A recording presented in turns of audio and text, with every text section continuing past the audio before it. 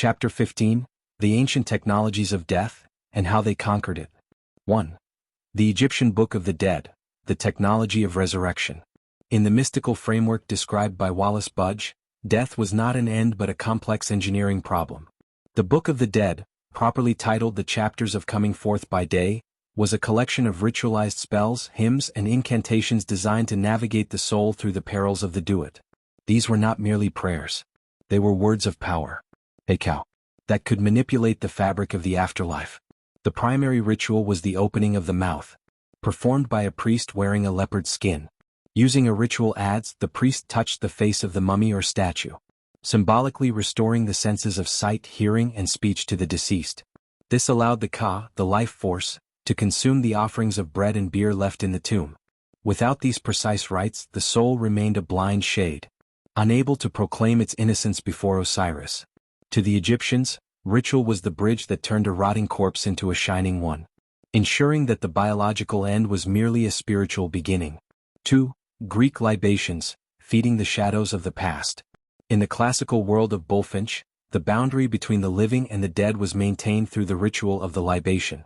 Because the shades in Hades were believed to be bloodless and devoid of memory, the living had a sacred duty to provide them with the essence of life. This was done through choai, the pouring of fluids into the earth. The typical offering was a mixture of honey, for sweetness, wine, for vitality, and milk, for nurturing. In more urgent circumstances, such as Odysseus's descent into the underworld, a black ram was sacrificed so that its warm blood could fill a trench. Only by drinking this life force could the shades regain enough consciousness to speak truths to the living. These rites were the social contract of the Hellenic world, a ritualized remembrance that kept the ancestors from becoming vengeful spirits, and ensured that the living would one day receive the same mercy from their descendants. 3. The Ashvamedha, the solar rite of sovereignty. In the Mahabharata, the most potent and complex ritual was the Ashvamedha, the horse sacrifice. This was not a mere slaughter, but a year-long cosmic drama intended to synchronize the king's power with the rhythm of the universe. A magnificent stallion, representing the sun and the god Indra, was set free to wander for an entire year, followed by an army. Any land the horse entered had to submit to the king or face war.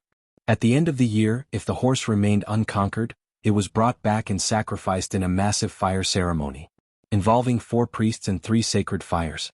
This ritual was believed to restitch the fabric of the kingdom, purging the land of sin and ensuring fertility and order. The Ashvamedha proved that in the Indian tradition, ritual was the engine of Dharma, a way for the mortal ruler to plug his authority into the infinite power of the gods, turning a political state into a divinely sanctioned empire. 4.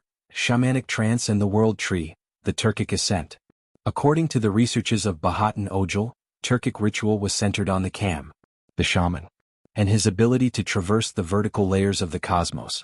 The primary tool was the drum, which served as the shaman's steed. The drumhead, often made from the skin of a sacred animal, was painted with symbols of the sun, moon, and the world tree. During the ritual, the shaman would enter a state of ecstatic trance through rhythmic drumming and chanting. He would then climb the Bayterak, the world tree, his spirit ascending through the smoke hole of the yurt to visit the celestial layers of the sky god, or descending into the depths to negotiate with Erlik. These rites were performed to heal the sick, predict the weather, or ensure the protection of the cattle. For the Turkic people, ritual was a diplomatic mission between the human and spirit worlds, a necessary act of balance that kept the tribe in harmony with the invisible forces of the steppe. 5. Norse burial rites, the final voyage. In the Prose Edda, the transition from life to the afterlife was a dramatic public spectacle. The Norse believed that a man should enter the presence of the gods exactly as he lived, with his status, his weapons, his dignity intact. 4 high-ranking chieftains, this often involved a ship burial or a massive funeral pyre. The ship was not just a grave. It was a vessel for the soul's journey across the dark seas to Valhalla. The deceased was laid out with his sword, shield, and horses. In some accounts, even a voluntary sacrifice was made to accompany the lord into the halls of Odin. As the fire was lit or the mound was sealed, the ritual served to finalize the hero's legend. It was a transformation of the physical body into smoke and memory, ensuring that the warrior's spirit would rise with the flames, unburdened by the earth, to join the eternal feast of the chosen.